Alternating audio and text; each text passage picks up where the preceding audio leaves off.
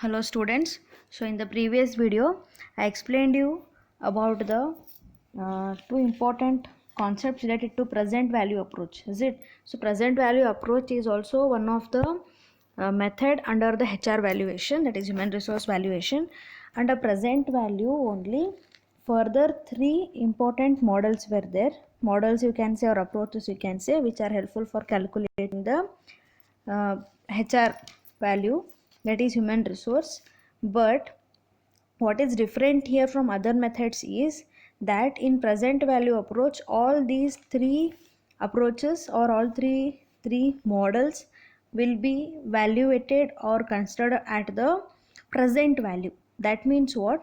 The future gains, ಮುಂದೆ ಬರೋವಂಥ gains ಇರ್ತವೆ, ಫ್ಯೂಚರ್ನಾಗ ಆಗುವಂಥ ಏನು ಗೇನ್ ಇರ್ತದಲ್ಲ ಅದನ್ನು ಈಗೇ ವ್ಯಾಲ್ಯೂ ಮಾಡಿ ನೋಡ್ತಾರೆ. ಫ್ಯೂಚರ್ ಅರ್ನಿಂಗ್ಸ್ ಅನ್ಬೋದು, ಫ್ಯೂಚರ್ ವ್ಯಾಲ್ಯೂ ಅನ್ಬೋದು. ಅದರದ್ದು ಪ್ರೆಸೆಂಟ್ ವ್ಯಾಲ್ಯೂ ಎಷ್ಟಾಗ್ತದೆ, that is nothing but discounting. So where they are applying a discounting factor and they are finding out the value. Okay, so this is only different when we compared with other methods. So start from, I can say, historical method, current value the method or replacement cost method.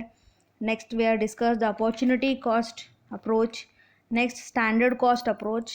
And apart from that we have even discussed the total cost concept. Is it?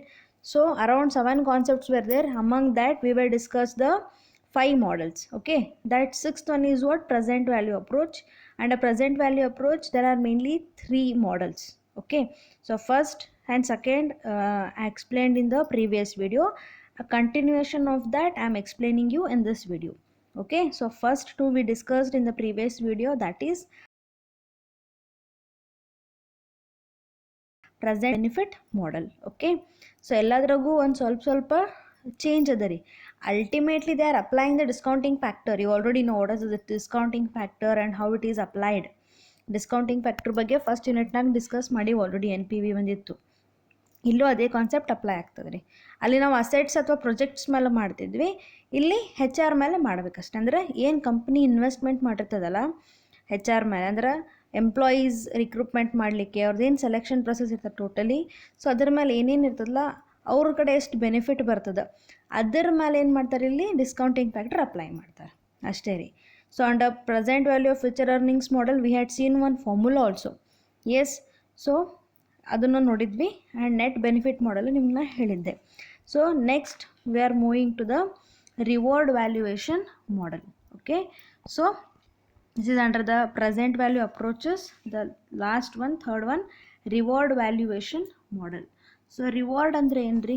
So ಕಂಪನಿಗೆ ಅಲ್ಟಿಮೇಟಾಗಿ ಏನು benefit ಆಯಿತು ಅಥವಾ ಅವ್ರು ಏನು ತೊಗೊಳ್ಳಿಕತ್ತಾರೆ, what the reward they are getting. Okay, so that's why it is named as a reward valuation model. Okay, see let's see this. This model has been suggested by Flemholtz in 1971. Okay, so a foreign author who has suggested this model, Flemholtz. What he says, what is his opinion related to this present value? See here, the ultimate measure of an individual's value to the organization is his expected realizable value. His is nothing but what here? About the employee. So ಇಲ್ಲಿ ಎಂಪ್ಲಾಯಿಯಿಂದ ಅವರಿಗೆ ಏನು cost ಸಿಗ್ಲಿಕ್ಕೆ ಅಂದ್ರೆ ಅವ್ರು not cost, what how much value they are getting. ಅಂದರೆ ಈಗ ಒಂದು ಪರ್ಸನ್ನ ಅಪಾಯಿಂಟ್ ಮಾಡ್ಕೊಳ್ಳಿಕ್ಕೆ, ಸೊ ಒಂದು person will be treated as a employee of a company. So for that process whatever the investment made by the company that is to be considered. So ಅದನ್ನು consider ಮಾಡ್ತಾರೆ. ಆಮೇಲೆ ಅವನ ಮೇಲೆ ಏನು spend ಮಾಡಿರಲ್ಲ ಅದಕ್ಕಿಂತ ಹೆಚ್ಚು ಬೆನಿಫಿಟ್ ನಾವು ತೊಗೋಬೇಕು. ಈಗ ಒಂದು ನಿಮ್ಗೆ ಎಕ್ಸಾಂಪಲ್ ಕೊಡಬೇಕಂದ್ರೆ ಈಸಿ. ಈಗ ನಾವು ಒಂದು ಪ್ರಾಡಕ್ಟ್ ರೆಡಿ ಮಾಡ್ತೀನಿ, ಒಂದು ಪೆನ್ ರೆಡಿ ಮಾಡ್ತೀನಿ ರೀ. ಓಕೆ, ಆ ಪೆನ್ ನನ್ನ ಟೋಟಲ್ ಎಲ್ಲ ಖರ್ಚು ಎಷ್ಟು ಬರ್ತದೆ ಅಂದರೆ ₹8 ಬರ್ತದೆ. ಒಂದು ಪೆನ್ ಟೋಟಲಿ ನಾನು ತಯಾರು ಮಾಡಬೇಕು ಅಂದ್ರೆ ಅದ್ರ ಖರ್ಚು ಎಷ್ಟು ಬರ್ತದೆ ರೀ? How much cost I am spending? ₹8. Okay, it includes the raw material cost, labour cost, over head cost ಎಲ್ಲ ಕೂಡಿಸಿ ಒಟ್ಟು ₹8 ಖರ್ಚು ಬರ್ತದೆ. ಈಗ ನಾ ಎಷ್ಟಕ್ಕೆ ಮಾರ್ತೀನಿ ಅದನ್ನಂದ್ರೆ ಏನಾರು ಒಂದು ಜಾಸ್ತಿ ಎಕ್ಸ್ಪೆಕ್ಟ್ ಮಾಡ್ತೀನಿ, ಹೌದಿಲ್ಲ ರೀ? So I can sell at ₹10, or if I am expecting something more I can sell it for ₹15 also. But 15 ರುಪೀಸಿಗೆ ಕೊಡಬೇಕಂದ್ರೆ ನನ್ನ ಕ್ವಾಲಿಟಿ ಹಂಗೆ ಇರಬೇಕು. ಓಕೆ 10 ರುಪೀಸ್ ಅನ್ಕೊಳ್ಳೋಣ. ಸೊ 10 ರುಪೀಸಿಗೆ ನಾನು ಅದನ್ನು ಸೇಲ್ ಮಾಡ್ತೀನಿ. So what benefit I am getting for that ನಾವು? ನನಗಿಲ್ಲಿ ಏನು ಬೆನಿಫಿಟ್ ಆಗ್ಲಿತ್ತದ ರೀ? 2 ರುಪೀಸ್ ಆಗ್ಲಿತ್ತಂದ್ರೆ ನನ್ನ ಪ್ರಾಫಿಟ್ ರೀ ಇದು. ಅಷ್ಟೆಲ್ಲ ಹೈರಾಣಾಗಿದ್ದಕ್ಕೆ ನನಗೆ 2 ರುಪೀಸ್ ಪ್ರಾಫಿಟ್ ಸಿಗ್ಲಿಕ್ಕತ್ತದ. Okay, so here also the company they are thinking about the realizable value, that is nothing but what the benefit the ultimately the company is going to get from that person. ಅವನ ಮೇಲೆ ಎಲ್ಲ ಖರ್ಚು ಮಾಡಿದ ಮೇಲೆ ಅವನಿಂದ ಅವ್ರಿಗೆ ಏನು ಫಾಯ್ದಾ ಆಗ್ಲಿಕ್ಕತ್ತದ, in return what they are getting. So that is only to be considered here. Individuals ಅಂದರೆ ಇಲ್ಲಿ ಪರ್ಸನಿಗೆ ಲೆಕ್ಕ ಹಾಕ್ತಾರೆ, ಪ್ರತಿ ಇಂಡಿವಿಜುವಲಿಂದ ಲೆಕ್ಕ ಹಾಕೋದು. The ultimate measure of an individual's value to the organization, that is how much an employee is worth to the organization. ಅವನು ಎಷ್ಟು worthful ಇದ್ದಾನೆ ಕಂಪನಿಗೆ, ಅದನ್ನು ಹೆಂಗೆ ಅವು ವ್ಯಾಲ್ಯೂಯಬಲ್ ಇದ್ದಾನೆ ಅಂತ ಹೆಂಗೆ ವ್ಯಾಲ್ಯೂ ಮಾಡ್ತಾರಂದ್ರೆ is his expected realisable value. See the consideration that the possibilities of an employee to remain in the services of same organization. Here one more important consideration is what? Consideration ಅಂದ್ರೆ ಅವರು ಅದನ್ನು consider ಮಾಡೋದು. Okay, so the main consideration is what here? That is the possibilities of an employee to remain in the services for same organisation. Here in the same organization only the company, that person should remain, and they will also see what kind of services he can give. Okay, so ಅವ ಯಾವ ಥರ ಅಲ್ಲಿ service ಕೊಡಬಹುದು, ಯಾವ ಥರ position ಅವ ಅಲ್ಲಿ acquire ಮಾಡ್ಕೋಬೋದು, ಅದನ್ನು ಪಾಸಿಬಿಲಿಟೀಸ್ ಅವ್ರು ಏನು ಮಾಡ್ತಾರೆ ತಗೋತಾರೆ, ಕನ್ಸಿಡರ್ ಮಾಡ್ತಾರೆ. ಯಾಕಂದ್ರೆ ಒಂದು ಎಂಪ್ಲಾಯಿ ಬರೀ ಒಂದೇ ಕೆಲಸಕ್ಕೆ ಇರಬೇಕಪ್ಪ ಅಂತ ಅನ್ನಂಗಿಲ್ಲ. ಯಾಕಂದ್ರೆ ಈಗಿನ ಸಮಾನ ಹೆಂಗಾಗೈತೆ ಅಂದ್ರೆ ಮಲ್ಟಿ ಟ್ಯಾಲೆಂಟೆಡ್ ಇರಬೇಕು. ಅದಕ್ಕೆ ಹೈಯರ್ ಎಜುಕೇಷನ್ಸ್ ಏನು PGs ಹೋಗ್ತಾರಲ್ರಿ, ಅಲ್ಲಿ ಬರೀ ಮೊದಲು ಹೆಂಗಿರ್ತಿತ್ತು, ಒಂದೇ ಸಬ್ಜೆಕ್ಟ್ನಾಗ ಮೇನ್ ಮಾಸ್ಟ್ರಿ ಕೊಡ್ತಿದ್ರು. ಈಗ ಹಂಗೆ ಮಾಡ್ಲಿಕ್ಕತ್ತಿಲ್ಲ.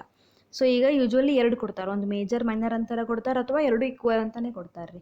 So because of this facility the employees the peoples will get the plenty of opportunities in various companies. So that's why this is also one of the important thing considered. See, the model suggests 5-step approach. This model is suggesting 5-step approaches. So what are those? We'll see one by one. See, first one, determination of the period for which a person is expected to serve in the organization. So ಇಲ್ಲಿ ಯಾವ ಥರ HR valuation ಹೆಂಗೆ ಮಾಡ್ತಾರೆ, individual employees ಹೆಂಗೆ value ಮಾಡ್ತಾರೆ ಅಂದ್ರೆ, first thing is consider is what? Determination of the period for which a person is expected to serve in the organisation. So ಒಬ್ರು ಏನು ಮಾಡ್ತಾರೆ, ಅಗ್ರಿಮೆಂಟ್ ಮಾಡಿಸ್ಕೊತಾರೆ.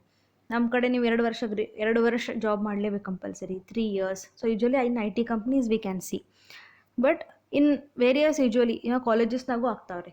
ಸೊ ಅಗ್ರಿಮೆಂಟ್ ಮಾಡ್ಕೊಂಡಿರ್ತಾರೆ. ಒಮ್ಮೆ ಅಗ್ರಿಮೆಂಟ್ ಆಗ್ತದೆ, ಇಲ್ಲಾಂದ್ರೆ ಒಂದು ಪರ್ಸನ್ ನೋಡಿ ಇದನ್ನು ಹಿಂಗೆ ಥಿಂಕ್ ಮಾಡ್ತಾರೆ. They will determine, so this person may serve our organisation for this period. So here for the first thing they have to find out for how many number of years that particular person can work with our organization. Second one, identification of the, it should be roles, it become rules. So roles agbekalledu, roles that he might occupy during the service in the organization. So identification, how many roles is nothing but what? Various position or designations. So ಯಾವ್ಯಾವ ಥರ ಕೆಲಸ ಮಾಡ್ಬೋದು ಅವ, ಏನೇನಾಗಿ like HR ಆಗ್ಬೋದು, like finance department ಸಂಭಾಳಿಸ್ಬೋದು, marketing department ನೋಡ್ಕೋಬೋದು, manufacturing ನೋಡ್ಕೋಬೋದು. So he can play various role. So that role is to be identified. That means his skills should be checked here. ಈಗ ಒಬ್ಬ ನೋಡಿದ ಕೂಡ ಇವ ಇದನ್ನು ವರ್ಕ್ ಮಾಡ್ಬೋದ್ರಿ, ಅದನ್ನು ವರ್ಕ್ ಮಾಡ್ಬೋದು ಅಂತ ನಾವು ಹೇಳಿಕ್ಕೆ ಆಗೋದಿಲ್ಲ ರೀ. ಸೊ ಅವನಿಗೆ ಆ ಕೆಲಸನಾಗ ಹಾಕಿದ್ವಿ, ಆ ಡಿಪಾರ್ಟ್ಮೆಂಟ್ನಾಗ ಅವ್ರಿಗೆ ಕೊಟ್ಟಾಗ ಅವ್ರು ಹೆಂಗೆ ಅದು ನಿಭಾಯಿಸ್ತಾರಲ್ಲ ಅದ್ರ ಬೇಸಿಸ್ ಮೇಲೆ ತಿಳ್ಕೊಬೋದು. ಸೊ ಫಸ್ಟ್ ಏನು ಮಾಡಬೇಕು, that person how many years he will work with us, that is to be determined. Second is what kind of roles he can occupy. Third one is estimation of the probable period for which he occupies each service state. That is nothing but what? So ಈಗ ಈ ಥರ ಒಂದು designation ಕೊಟ್ಟಿವಿ, ಒಂದು position ಅವ್ರಿಗೆ ಕೊಟ್ಟಿವಿ. So ಎಷ್ಟು ಅವ್ರು ಚಲೋ ನಿಭಾಯಿಸ್ಬೋದು, ಎಷ್ಟು ತನಕ ನಿಭಾಯಿಸ್ಬೋದು. So for how many years we can also say. So ಎಷ್ಟು ಟೈಮ್ ಪೀರಿಯಡ್ ತನಕ ಅವರು ಅದನ್ನು ಅಕ್ಯುಪೈ ಮಾಡ್ಕೋಬೋದು, ಎಷ್ಟು ದಿವಸ ತನಕ ಅಥವಾ ಎಷ್ಟು ವರ್ಷ ತನಕ ಅವ್ರು ಅದು ಕೆಲಸ ಮಾಡ್ಬೋದು ಅಂತ ಅಲ್ಲಿ ಮೆಜರ್ ಮಾಡ್ಬೇಕ್ರಿ. Fourth one is estimation of the value derived by the organization when each person occupies a particular position. So estimation, so where the company will go for estimating the value derived, that is the organization will try to get the calculation that how much benefit they are getting from that particular employee. In simple, I have to say that benefits how much that particular employee is going to give to the organization.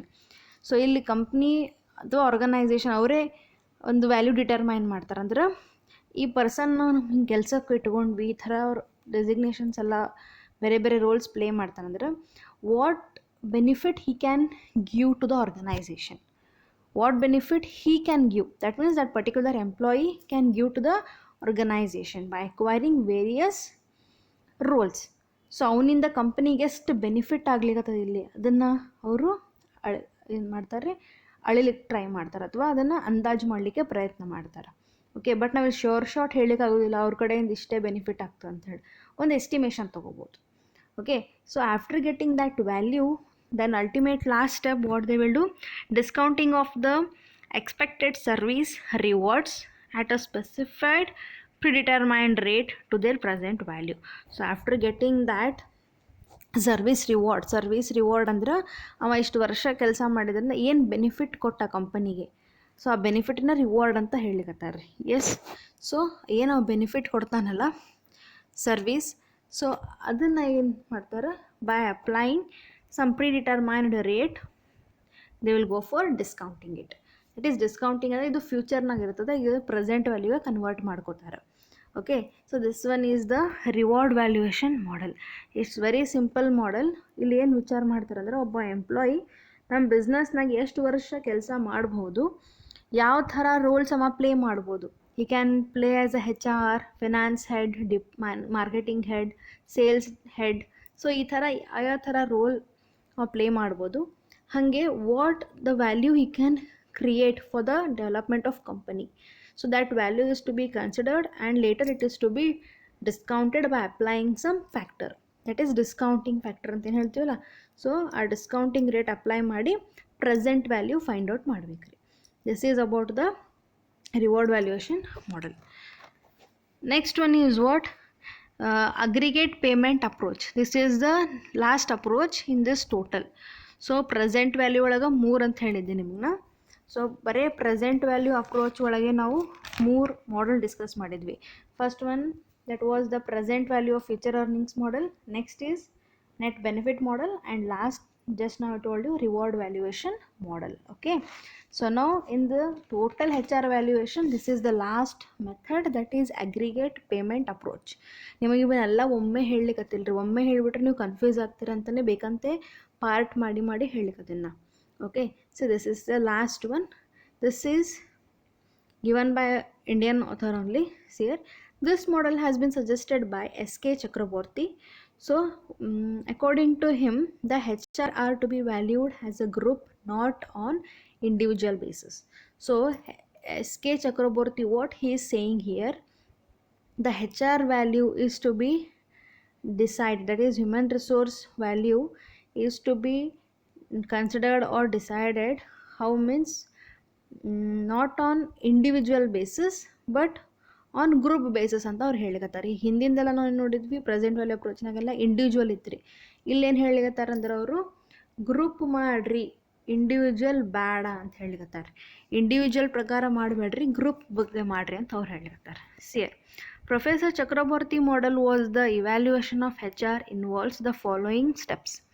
So on what basis they are telling, ಇಲ್ಲಿ ಯಾವ ಥರ ಮಾಡಬೇಕು, ಇಲ್ಲಿ ಆ process ಯಾವ ರೀತಿ ಹೇಳಿಕತ್ತಾರೆ ಅಂಥೇಳಿ ಇಲ್ಲಿ ನೋಡ್ತಾ ಹೋಗೋಣಂತ. First one is what, all employees of the organization are divided into 2 groups. So all the employees of the organization should be divided under 2 groups. So one group is the managerial, another one is non-managerial. So managerial group and non-managerial groups, so who are involved in main managerial activities. So non-managerial ಅಂದ್ರೆ ಸಣ್ಣ ಪುಟ್ಟ ಬೇರೆ activities ಇರ್ತಾವಲ್ಲ ಆ ಥರ ರೀ. So 2 ಥರ group ಮಾಡಿರಿ ಅಂತ ಹೇಳಿಕತ್ತಾರೆ. It is nothing we can say skilled and unskilled group ಅಂತಲೂ ಹೇಳ್ಬೋದು. Next is what? The average term of the employees in the group is estimated on the basis of past experience. So next ಅವ್ರು ಏನು ಹೇಳಕತ್ತಾರಿಲ್ಲ ಅಂದ್ರೆ on the basis of their experience, ಅವ್ರು ಹಿಂದೆ ಏನು experience ತೊಗೊಂಡಾರಲ್ಲ ಅದ್ರ basis ಮೇಲೆ ಆ ಗ್ರೂಪ್ನಾಗ ಅವ್ರು ಎಷ್ಟು ದಿವಸ ತನಕ ಇರ್ಬೋದು. Term is nothing but what? For how many days are for how many years they can sustain in that group. ಆ ಗ್ರೂಪ್ನಾಗೆ ಅವ್ರು ಇರಬೇಕು ಅಂದ್ರೆ ಇರಬಹುದು ಎಷ್ಟು ವರ್ಷ ಅಥವಾ ಎಷ್ಟು ದಿವಸ ಅಂಥೇಳಿ according to their experience it is to be said. ಒಬ್ಬೊಬ್ರು ಏನಿರ್ತಾರೆ ಭಾಳ ಟ್ಯಾಲೆಂಟೆಡ್ ಇರ್ತಾರೆ, ಸ್ಟಾರ್ಟಿಂಗ್ ಅಷ್ಟು ಚಲೋ ಗೊತ್ತಿರೋಂಗಿಲ್ಲ, ಮುಂದೆ ಅವ್ರಿಗೆ ಎಕ್ಸ್ಪೀರಿಯನ್ಸ್ ಆದಂಗೆ ಇನ್ನೂ ಭಾರಿ ಆಗಿಬಿಡ್ತಾರೆ. ಅವಾಗ ಭಾಳ ಲಾಂಗ್ ಟೈಮ್ ಅದೇ ಗ್ರೂಪ್ನಾಗ ಇರ್ತಾರೆ, ಅಂದ್ರೆ ಮ್ಯಾನೇಜರಲ್ ಗ್ರೂಪ್ನಾಗೆ ಇರ್ತಾರೆ. ಒಬ್ಬೊಬ್ಬರಿಗೆ ಮೊದಲು ಸ್ಟಾರ್ಟಿಂಗ್ ಚಲೋ ವರ್ಕ್ ಮಾಡ್ತಿರ್ತಾರೆ, ಆಮೇಲೆ like due to some factor like health issue ಅವ್ರ ರಿಟೈರ್ಮೆಂಟ್ ಏನೋ ಆಗಿ ಅವ್ರು ಮ್ಯಾನೇಜರ್ ಗ್ರೂಪಿಂದ ಹೋಗಿಬಿಡ್ತಾರೆ. ಸೊ ಈ ಥರ ಆಗೋ ಚಾನ್ಸಸ್ ಇರ್ತಾವ್ರಿ. ಸೊ ಅದಕ್ಕೆ ಇಲ್ಲೇನು ಹೇಳ್ಯಾರ ಅವರು, the average term is nothing but what? The time period. So average term of the employees in the group, ಆ ಗ್ರೂಪ್ನಾಗಿರುವಂಥ ಎಂಪ್ಲಾಯೀಸದ್ದು ಟರ್ಮ್ ಡಿಸೈಡ್ ಮಾಡಬೇಕು. On what basis they have to decide? Based on the past experience. So what the experience they are having, based on that they have to decide. The second point. Next point is what? The average salary of the group is determined. So average ಈ ಗ್ರೂಪ್ದವ್ರಿಗೆ ಎಷ್ಟು ಕೊಡ್ಬೋದು? C usually manager ಇಲ್ಲಂದ್ರೆ ಅವ್ರು higher ಲೆವೆಲ್ನಾಗ ಇರ್ತಾರೆ, they are involved in all the managing activity. So that's why their group salary will be little high when we compare to the non-managerial groups. Yes, so ಹಾಗಾಗಿ ಒಂದು average salary decide ಮಾಡಬೇಕು. And this is to be decided and determined not on individual basis but on the group ಪ್ರಕಾರ average ಸ್ಯಾಲ್ರಿನ decide ಮಾಡಬೇಕಂತ ಹೇಳಾರ್ರಿ. Next is the value of H R is determined by multiplying the average salary of the group with the average term of the employees. See this is most important. ಈ D point ನೋಡೋಕ್ಕಿಂತ ಮುಂಚೆ ನಾವು C ಮತ್ತು B ಒಳಗೆ ಏನು ನೋಡಿದ್ವಿ? ಮೊದಲು A ಒಳಗೆ ಏನು ಹೇಳಿದ್ರಿ? The all employees of the organisation is to be divided among two groups. One is managerial, another one is non-managerial. Second is what? Here the average term of the group, that are employees who are in the group, that is to be determined. Next, average salary of the group, ಅವ್ರ salary ಎಷ್ಟು pay ಮಾಡ್ಬೋದು company ಅಂತ ಹೇಳಿ ಅದನ್ನು decide ಮಾಡೋದು. Next step is what? D. Here the H R value. Okay, the H R value value of the HR is to be determined by multiplying. So multiplying the two things.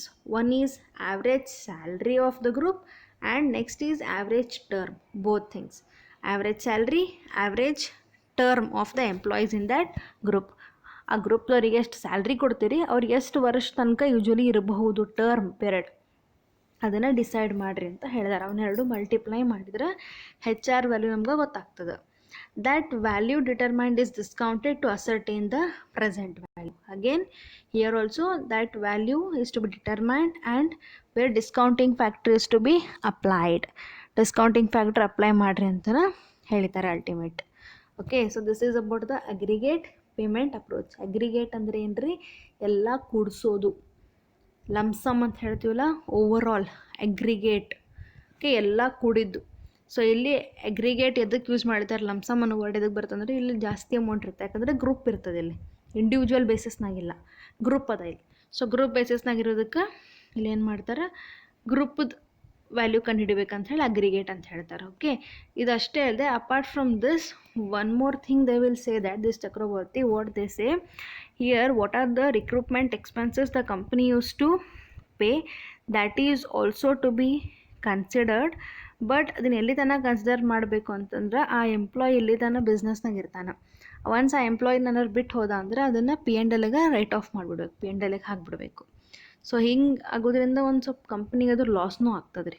ಯಾಕಂದ್ರೆ ಅಷ್ಟೆಲ್ಲ investment ಮಾಡಿರ್ತಾರೆ, training ಕೊಟ್ಟಿರ್ತಾರೆ, ಅವ್ರಿಗೆ higher ಮಾಡ್ಕೋಬೇಕಂದ್ರೆ ಭಾಳಷ್ಟು company expenses ಮಾಡಿರ್ತಾರೆ. So ಅದೇನಾರು ಸಕ್ಸಸ್ಫುಲ್ಲಾಗಿ ಭಾಳ ವರ್ಷ ಅವ್ರನ್ನ ಕಂಪ್ನಿಯೊಳಗೆ ಇರಲಿಲ್ಲ ಅಂತಂದ್ರೆ, ಅಥವಾ ಕಂಪ್ನಿಗೆ ಚಲೋ ವರ್ಕ್ ಮಾಡಿಕೊಡ್ಲಿಲ್ಲ ಅಂದ್ರೆ ಕಂಪನಿಗೆ ಅದು ಲಾಸ್ ಆಗಿಬಿಡ್ತದೆ ರೀ. Whatever the investment company made on that individual person or we can say group, so that will become a loss to the company. That's why the company has to think about this. Okay, so ಇಲ್ಲದನ್ನೇ ಹೇಳಿಗತ್ತಾರ person ಎಷ್ಟು work ಮಾಡ್ಬೋದು. ಅದನ್ನು ನೋಡಿಕೊಂಡು managerial non managerial ಅಂಥೇಳಿ divide ಮಾಡೋದು. And their term is to be decided a time period, how many years they can sustain in the company, and their salary of the group is to be decided, and multiply both, the value will be generated, the HR value, that is to be discounted by applying the discounting factor. That's it. Okay, so this completes all your valuation methods. In last ಒಂದು video ಮಾಡ್ತೀನಿ, next ವಿಡಿಯೋನಾಗ ಇದ್ರದ್ದು disadvantage ಅಥವಾ criticisms of HR accounting discuss ಮಾಡೋಣ. Okay.